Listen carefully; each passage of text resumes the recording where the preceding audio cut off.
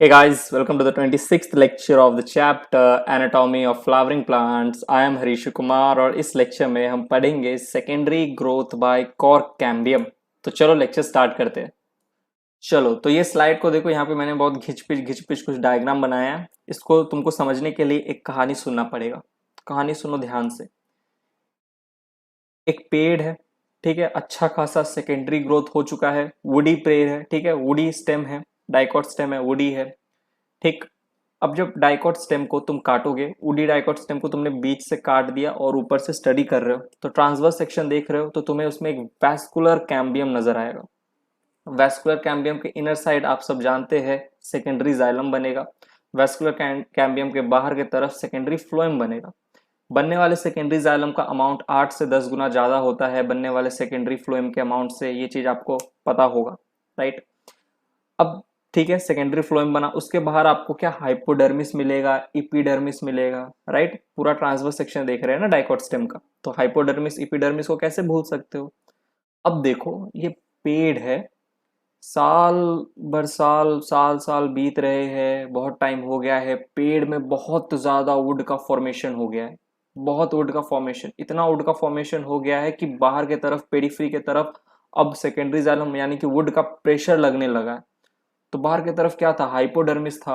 अब वो हाइपोडर्मिस क्या होता है, हाइपोडर्मिस के सेल्स इलोंगेट हो जाते हैं because of the pressure of the wood, ठीक है। पेरीफ्री पे वुड का प्रेशर चल रहा है और पेरीफ्री में बाहर की तरफ भैया क्या है, हाइपोडर्मिस है।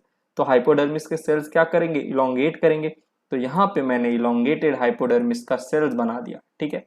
ये पूरा लेयर है हाइपोडर्मिस का, सेल्स क्या हो चुके हैं, इलोंगेट हो चुके हैं। अब हाइपोडर्मिस के बाहर की तरफ क्या है, इपिडर्मिस है, आउटर मोस्ट लेयर, ठीक है, प्रोटेक्शन प्रोवाइड करता है। सबसे outer most layer dicot stem का क्या, इपिडर्मिस। अब प्रेशर क्या हुआ, इपिडर्मिस की तरफ बढ़ने लगा। हाइपोडर्मिस के तो सेल्स इलोंगेट हो गए और इतने इलोंगेट हो गए कि देखो बीच बीच से टूट भी गए, बहुत जगह बीच बीच से टूट गए। अब प्रेशर जाने लगा कहाँ, इपिडर्मिस की तरफ। तो अब प्लांट घबरा गया। प्लांट देखा कि भाई साहब इपिडर्मिस भी टूट जाएगा तो क्या होगा मेरा, क्योंकि वो आउटर मोस्ट लेयर है, प्रोटेक्शन प्रोवाइड करता है। तो प्लांट सिग्नल देता है हाइपोडर्मिस को और हाइपोडर्मिस मेरिस्टेमेटिकली एक्टिव हो जाता है। मेरिस्टेमेटिकली एक्टिव हो जाता है और क्या करता है, ये जो बीच बीच से टूट रहा था हाइपोडर्मिस, ये मेरिस्टेमेटिकली एक्टिव होके कॉर्क कैम्बियम में कन्वर्ट हो जाता है। हाइपोडर्मिस के सेल्स सेल डिवीजन करते हैं और कॉर्क कैम्बियम बना लेते हैं, यानी कि हाइपोडर्मिस क्या किया, कॉर्क कैम्बियम बना लिया। हाइपोडर्मिस कन्वर्ट हो गया कॉर्क कैम्बियम में और इस प्रोसेस को हम कहेंगे D differentiation, right. D differentiation हुआ है। अब देखो यहाँ पे मैंने यही जो कॉर्क कैम्बियम है इसको यहाँ पे मैंने बनाया है, ये रहा हमारा कॉर्क कैम्बियम, राइट। ये रहा कॉर्क कैम्बियम, ऑलराइट। अब देखो ये जो हमारा कॉर्क कैम्बियम है, ये कॉर्क कैम्बियम क्या करता है, अपने बाहर के तरफ कॉर्क बनाता है, ठीक है। कॉर्क कॉर्क बना लेता है और ये रहा हमारा इपिडर्मिस। तो देखो अब अगर इपिडर्मिस डैमेज भी हो गया तो चलो कॉर्क आ गया है जो कि अब प्रोटेक्शन प्रोवाइड कर सकता है प्लांट को। तो देखो प्लांट कितना स्मार्ट था, लाइक प्लांट में कितना स्मार्ट फंक्शंस चल रहे होते हैं, राइट। हाइपोडर्मिस टूटने वाला था, टूट चुका था, एपिडर्मिस भी डैमेज होने वाला था, तो सिस्टमेटिकली एक्टिव कर दिया प्लांट ने हाइपोडर्मिस को और बोला कि तू कॉर्क कैम्बियम में कन्वर्ट हो जा और कॉर्क कैम्बियम भैया तू एक काम का कॉर्क बना दे बाहर की तरफ। तो एपिडर्मिस अगर डैमेज भी हो जाता है वुड के प्रेशर से तो कॉर्क तो है वो बचा लेगा, ठीक है, समझे। अब देखो ये जो कॉर्क कैम्बियम है हमारा, इसको हम कॉमन भाषा में, ठीक है, कॉमन भाषा में हम इसे बार्क या छाल कहते हैं। पेड़ के सबसे बाहरी सरफेस पे आपको बार्क या छाल देखने को मिलता है, पेड़ के ट्री के ट्रंक पे बार्क या छाल देखने को मिलेगा, ठीक है। तो आप देखोगे किसी किसी पेड़ में, किसी किसी पेड़ में जैसे आम में, नीम में, बबूल में, ये सब पेड़ में आप देखोगे जो छाल है, जो बार्क है, वो स्कैटर टूटे टूटे हैं, बीच बीच से टूटे हुए हैं, ठीक है। टूटे टूटे मिलेंगे आपको, एक पूरा होल रिंग या शीट नहीं मिलेगा, जगह जगह से टूटे हुए रहते हैं। लेकिन कोई कोई पेड़ है जैसे यूकैलिप्टस, ठीक है, उसमें आपको ये जो बार्क है ये पूरा एक शीट के फॉर्म में मिलेगा, एक पूरा रिंग के फॉर्म में मिलेगा, जगह जगह से टूटा हुआ नहीं होगा। तो ऐसे बार्क को हम कहते हैं रिंग बार्क या शीट बार्क। एग्जाम्पल यूकैलिप्टस, ठीक है, और एक और एग्जाम्पल है बेटुला यूटिलिस। जिसे हम कॉमन भाषा में हिंदी में भोजपत्र कहते हैं। भोजपत्र क्यों कहते हैं? क्योंकि ये जो बेटुला यूटिलिस का बार्क है, एंशियंट टाइम में राजा महाराजा जब रहते थे, तो सपोज किसी राज्य का एक राजा है, उसके पुत्री का विवाह है, शादी है, तो उसको इनविटेशन पहुंचाना है। अब पहले के समय में कागज तो होता नहीं था एंशियंट टाइम में कि कागज आया, इनविटेशन कार्ड बना दिए और भेज दिए।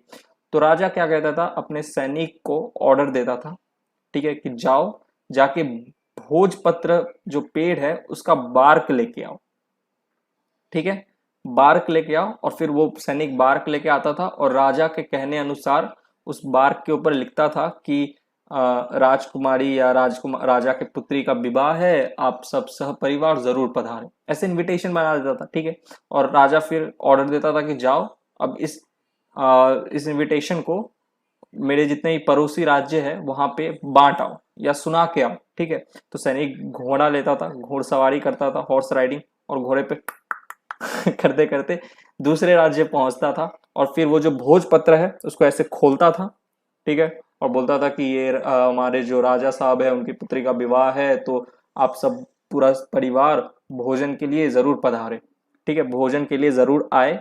ऑलराइट, तो क्या भोजन का इनविटेशन देने के लिए जो बेतुला यूटिलिस का बार्क है वो यूज हो रहा है, ठीक है, तरह तरह के ओकेशन में एंशियंट टाइम पे। यहाँ पे ओकेशन क्या है, राजा के पुत्री का विवाह है, ऑलराइट, कुछ भी हो सकता है, राजा के राजकुमार का जन्मदिन है, तो इनविटेशन के लिए क्या किया, भोजपत्र का बार्क यूज कर लिया। तो भोजन के इनविटेशन के लिए यूज हो रहा है बार्क, इसीलिए भोजपत्र नाम पड़ा। अब ये मत समझ आना कि उस पर सब भोजन करते थे, बार्क के ऊपर सब दाल चावल पूरी सब्जी रख के खाते थे, नहीं। बहुत जन ना भोजपत्र से ये समझ लेते कि बार्क के ऊपर लोग भोजन करते थे, नहीं नहीं, भोजपत्र यानी कि भोजन का पत्र इनविटेशन के लिए यूज होता था। तो ये जो बेटुला यूटिलिस है, इसका क्यों यूज होता था इसका बार, क्योंकि इसका बार एकदम रिंग के फॉर्म में होता था, शीट के फॉर्म में होता था, जगह जगह से टूटा हुआ नहीं होता था, तो पूरा का पूरा एक एकदम अच्छा खासा शीट बन जाता था, समझ रहे हो ना। तो ये जो भोजपत्र है या बेटुला यूटिलिस है, इसका bark as a paper ancient time में यूज होता था। एक और पेड़ है यूकैलिप्टस, ठीक है, यूकैलिप्टस का भी जो बार्क होता है, ठीक है, यानी कि जो कॉर्क कैम्बियम है, जिसे हमने कॉमन भाषा में बार्क या छाल बोला, ये यूज होता है। ये मतलब ये कैसा होता है, रिंग के फॉर्म में होता है, ऑलराइट, या शीट के फॉर्म में। बट मोस्टली आप देखोगे मोस्ट ऑफ द ट्री में, मोस्ट ट्री में जैसे मैंगो का हो गया, बबूल का हो गया, नीम का हो गया, मोस्ट ऑफ द ट्री में बार्क कैसा होता है, स्केली बार्क होता है, जगह जगह से टूटा हुआ होता है, स्केल के फॉर्म में होता है। जैसे क्या कहते हैं उसको, मछली देखे हो, मछली, मछली के ऊपर स्केल्स होते हैं, चिमड़ी जो होता है मछली के ऊपर स्केल्स बहुत टूटे टूटे फॉर्म में होते हैं ना, स्केल टाइप में। वैसी पेड़ के ऊपर भी देखना स्केल की तरह बहुत सारे बार्क होंगे, जगह जगह से टूटे होंगे, स्कैटर्ड होंगे। जैसे आम के पेड़ में देखना, बहुत पुराना पुराना जो आम का पेड़ है, पुराने पुराने पेड़ में ही मिलेगा, क्योंकि बहुत ज्यादा जिस पेड़ में वुड का फॉर्मेशन हो गया वहीं पे बाद में जाके कॉर्क कैम्बियम का फॉर्मेशन होगा। तो जो पुराने पुराने पेड़ है उसका देखना देखना स्केली बार्क होगा, ठीक है, मोस्ट ऑफ द ट्रीज में। ऑलराइट, तो दो तरह के बार्क आपने देखे, sheet bark, ring bark and scaly bark. अब आते हैं यहाँ पे, ये जो कॉर्क कैम्बियम था इसने क्या किया, कॉर्क बनाया, ऑलराइट। अब यही कॉर्क कैम्बियम का जो कॉर्क है इसमें सुबिरिन का डिपोजिशन होता है, सुबेराइज्ड होता है। तो ये जो कॉर्क होते हैं, कॉर्क के सेल्स डेड होते हैं, क्योंकि सुबिरिन का डिपोजिशन हो गया है, सुबेराइज्ड हो गया है, तो वाटर के लिए इम्परबिएबल हो जाते हैं, कॉर्क के थ्रू वाटर इम्परबिएबल हो जाता है, ट्रांसपोर्ट नहीं हो पाता है, ऑलराइट। और तो और गैस के प्रति भी इम्परमिएबल हो जाते हैं, गैस का भी आराम से ट्रांसपोर्टेशन नहीं हो पाता, ट्रांसपोर्ट नहीं हो सकता, हो पाता कॉर्क के तरफ से, क्योंकि कॉर्क में क्या हो गया, सुबिरिन का डिपोजिशन हो गया है, कॉर्क के सेल मोस्टली डेड हो जाते हैं, जिसके कारण से ये इम्परमिएबल हो जाते हैं towards water and gas. Alright, चलो, ये जो कॉर्क कैम्बियम है हमारा, ये अंदर की तरफ सेकेंडरी कॉर्टेक्स बनाता है, ठीक है, कॉर्क कैम्बियम बाहर की तरफ तो कॉर्क बनाया और अंदर की तरफ सेकेंडरी कॉर्टेक्स बनाते हैं। ये जो सेकेंडरी कॉर्टेक्स के सेल्स है ये पैरेनकाइमेटस होते हैं, पैरेनकाइमा के सेल्स होते हैं, ठीक है, पैरेनकाइमा के सेल, सेकेंडरी कॉर्टेक्स। तो कॉर्क कैम्बियम ने, ऑलराइट, तो कॉर्क कैम्बियम ने बाहर की तरफ कॉर्क बनाया, अंदर की तरफ सेकेंडरी कॉर्टेक्स बनाया। बनने वाले सेकेंडरी कॉर्टेक्स का देखो अमाउंट कम है कंपेयर टू बनने वाले कॉर्क का अमाउंट, यानी कि कॉर्क कैम्बियम ने कॉर्क ज्यादा बनाया है, लेकिन सेकेंडरी कॉर्टेक्स का देखो मैंने दो ही लेयर बनाया, लेकिन कॉर्क का 3 लेयर बना है। ये जो कॉर्क कैम्बियम होते हैं ना, ये खुद में ही 2-3 लेयर थिक होते हैं, ठीक है। कॉर्क कैम्बियम जो होते हैं वो आपको देखने को मिलेगा 2-3 लेयर थिक होते हैं, ऑलराइट। सेल्स के बने होते हैं, ये रहे सेल्स, इलोंगेटेड सेल्स है, ठीक है, कॉर्क कैम्बियम जो कि हाइपोडर्मिस ने बनाया था, ऑलराइट। और ये जो कॉर्क कैम्बियम होगा ये 2 से 3 लेयर थिक होगा डाइकोट स्टेम में। चलो अब देखो, ये जो कॉर्क है इसका एक और नाम है फिल्म, ठीक है। वो फिल्म लवली है ना, फिल्म लवली तो वही फिल्म, ऑलराइट। फिल्म। और कॉर्क कैम्बियम का एक और नाम है फेलोजेन। उसी तरीके से सेकेंडरी कॉर्टेक्स क्यों पीछे रहे, इसका भी एक और नाम है फेलोडम, ठीक है। तो phellem plus phellogen plus phelloderm is collectively known as periderm. तो नीट में क्वेश्चन है पेरिडम क्या होता है, ऑप्शन में कहीं रहेगा phellem plus phellogen plus phelloderm, तो फटाक से टिक मार के आना क्योंकि वही सही होगा। तो फिल्म, ठीक है, कॉर्क को फिल्म कहते हैं, कॉर्क कैम्बियम को फेलोजेन भी कहते हैं, सेकेंडरी कॉर्टेक्स को फेलोडम भी कहते हैं, और फिल्म, फेलोजेन और फेलोडम को एक साथ हम पेरिडम कहते हैं। चलो ठीक है। अब ये हमारा एपिडर्मिस है, इसके बाहर मैंने स्टोमा बना दिया, ठीक है। एक है तो स्टोमा है, बहुत सारा रहता तो स्टोमेटा।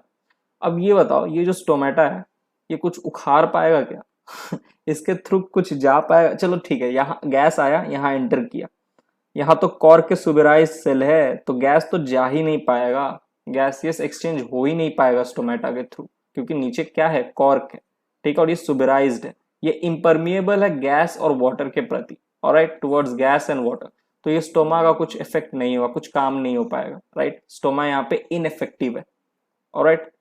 तो अब देखो, यहाँ पे अब गैसियस एक्सचेंज तो होना जरूरी है ना, स्टोमा नहीं है तो कुछ और आएगा, ठीक है। तो यहाँ पे क्या होता है, ये जो कॉर्क कैम्बियम है ना, ये छोटे छोटे छोटे छोटे छोटे छोटे कॉम्प्लीमेंट्री सेल्स फॉर्म करते हैं।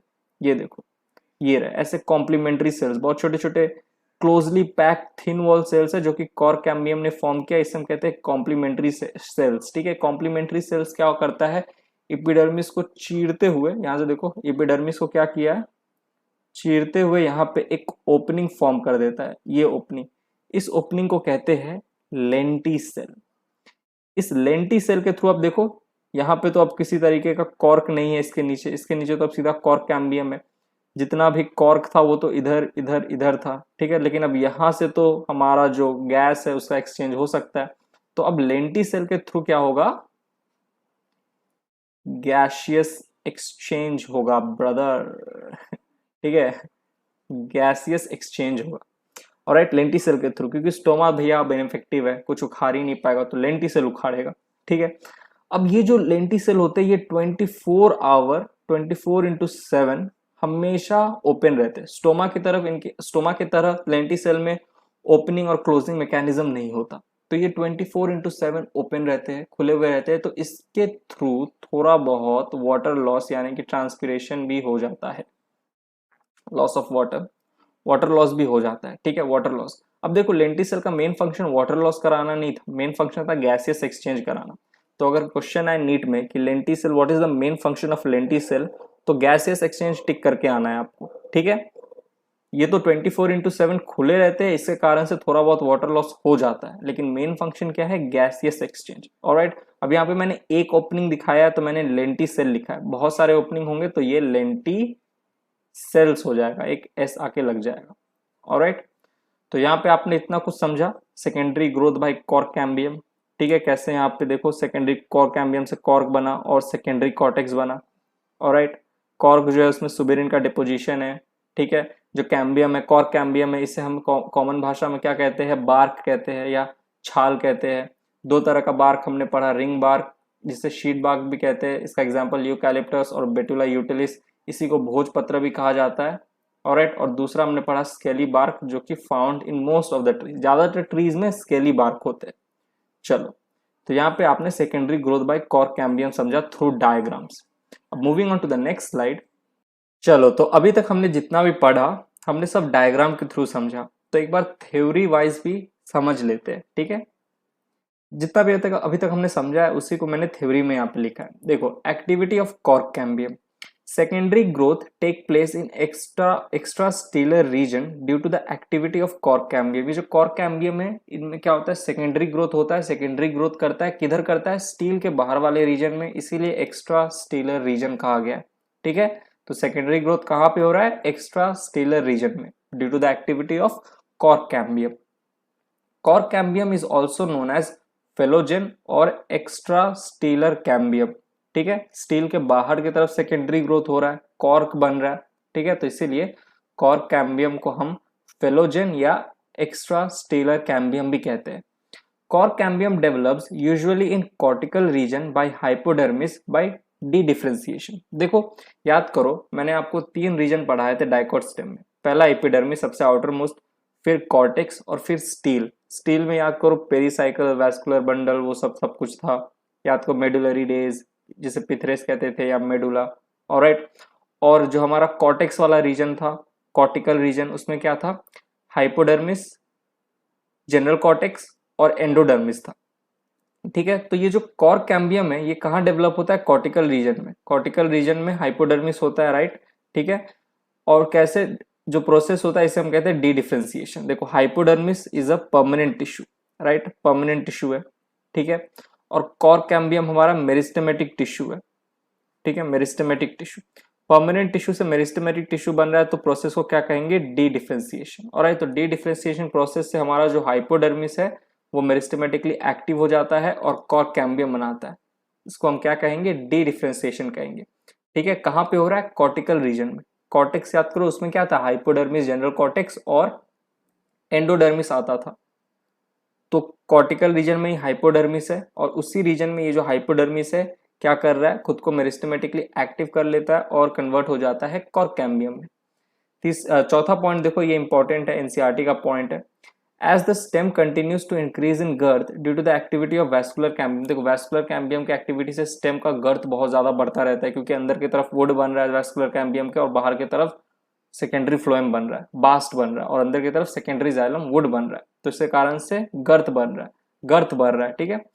तो the outer cortical and epidermal layer get broken, ठीक है। जो कॉर्टिकल लेयर था हमारा बाहर की तरफ, जो कॉर्टिकल रीजन यानी कि जो हाइपोडर्मिस वाला रीजन था, और जो इपिडर्मल लेयर था वो क्या होता है? टूटने लगता है and need to be replaced to provide new protective cell layer, ठीक है। तो इसे अब टूटने लगा ना, ब्रोकन, तो इसलिए उसको रिप्लेस करना जरूरी है और नया प्रोटेक्टिव लेयर को लाना जरूरी है। Hence sooner or later another meristematic tissue called cork cambium or phellogen develops. तो यहाँ पे भाई साहब कॉर्क कैम्बियम या फिर जिसे हम फेलोजेन कहते हैं, ये हीरो की तरह एकदम सामने आ जाता है, बोलता है मैं बचाऊंगा तेरे को, ठीक है। ट्री तू चिंता मत कर, एपिडर्मिस को कुछ नहीं होने दूंगा, मैं बचाऊंगा तुझे। तो ये कॉर्क कैम्बियम आ जाता है। कहाँ से आता है? हमारा जो हाइपोडर्मिस है, डी डिफरेंशिएशन होता है, कॉर्क कैम्बियम बन जाता है, ठीक है। और इसे ही हम फेलोजेन भी कहते हैं, ठीक है। ये मेरिस्टेमेटिक टिश्यू है। मेरिस्टेमेटिक होता है, बाहर की तरफ कॉर्क बना लेता है, अंदर की तरफ सेकेंडरी कॉर्टेक्स बना लेता है। समझे इस बात को? चलो moving on to the next slide. अब इस चीज को समझे। Cork cambium divides usually periclinally, periclinally, कैसे पढ़ेंगे इसको? पेरिक्लिनली ना, periclinally, to form some cells towards the outside and some towards the inside. जिस तरीके से वैस्कुलर कैम्बियम में डिवीजन चल रहा था पेरिक्लिनली, बाहर की तरफ सेकेंडरी फ्लोएम बन रहा था, अंदर की तरफ सेकेंडरी जाइलम बन रहा था, उसी की तरफ कॉर्क कैम्बियम में भी पेरिक्लिनली डिवीजन चलेगा। बाहर की तरफ हमारा कॉर्क कैम्बियम क्या बनाएगा? कॉर्क बनाएगा, सुबिराइज्ड सेल्स। अंदर की तरफ general cortex, sorry, secondary cortex बनाएगा, ठीक है। तो जिस तरीके से वैस्कुलर कैम्बियम में पेरिक्लाइनल डिवीजन चल रहा था, उसी तरीके से पेरिक्लाइनल डिवीजन, पेरिक्लाइनल यानी कि पेरिक्लाइनल डिवीजन उसी के तरफ से कॉर्क कैम्बियम में भी चलेगा। बाहर की तरफ तो भैया कॉर्क कैम्बियम कॉर्क बनाएगा, अंदर की तरफ कॉर्क कैम्बियम सेकेंडरी कॉर्टेक्स बनाएगा। Those cells which are formed towards outside become suberized। वही हमारा जो कॉर्क सेल था सुबेराइज्ड हो गया, सुबेरिन का डिपोजिशन हो गया, ठीक है। Due to this these cells become dead। इसके कारण से ये जो सेल होते हैं ये मर जाते हैं।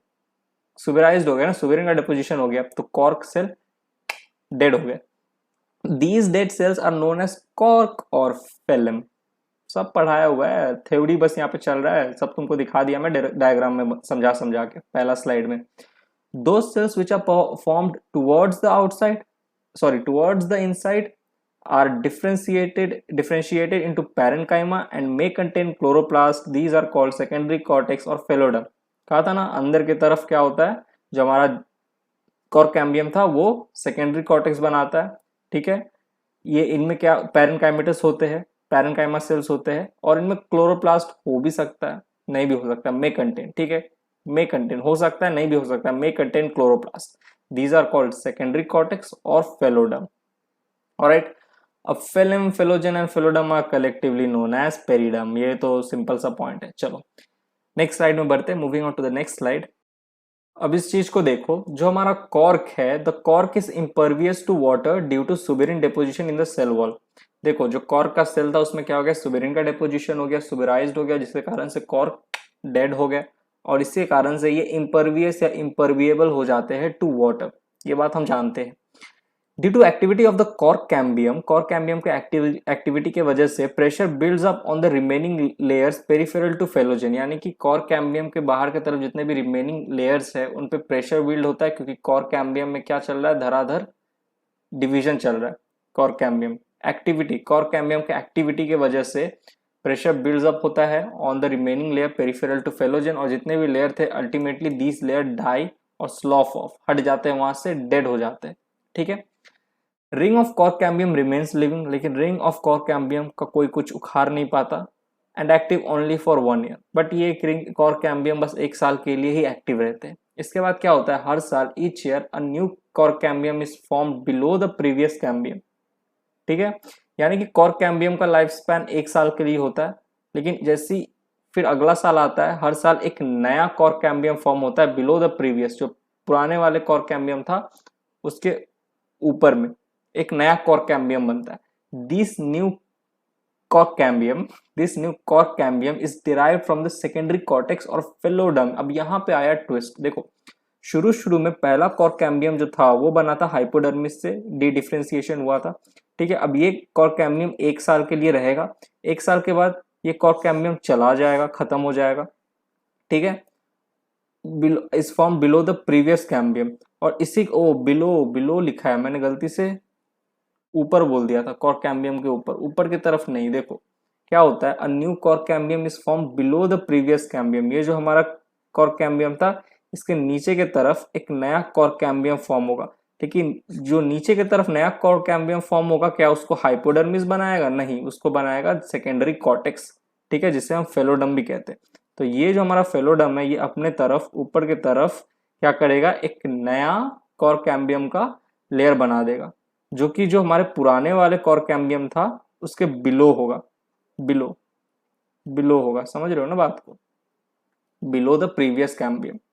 ठीक है, तो पहला जो कॉर्क कैम्बियम बना था वो तो हाइपोडर्मिस से बना था ट्री के लाइफ में, पहला कॉर्क कैम्बियम, लेकिन उसके बाद से अब जितना भी कॉर्क कैम्बियम हर साल नया नया बन रहा है वो सेकेंडरी कॉर्टेक्स बना रहा है। ऑलराइट, तो कॉर्क कैम्बियम फर्स्ट टाइम बना हाइपोडर्मिस से बाय डी डिफरेंशिएशन, उसके बाद से अगले साल हर नया नया साल सेकेंडरी कॉर्टेक्स से बनेगा, जिसे हम फेलोडम भी कहते हैं। समझे इस बात को? चलो, तो यहाँ पे ये लेक्चर होता है समाप्त। यहाँ पे हमने secondary growth by cork cambium पढ़ा। ठीक है, नेक्स्ट लेक्चर में हम लेंटिसेल को डिटेल में पढ़ेंगे। लेंटिसेल ये जो ओपनिंग है इसके बारे में, जहाँ से गैसेस एक्सचेंज होता है, इसको और बार्क के बारे में, लेंटिसेल एंड बार्क के ऊपर चर्चा करेंगे नेक्स्ट लेक्चर में। तो यहाँ पे ये लेक्चर होता है समाप्त।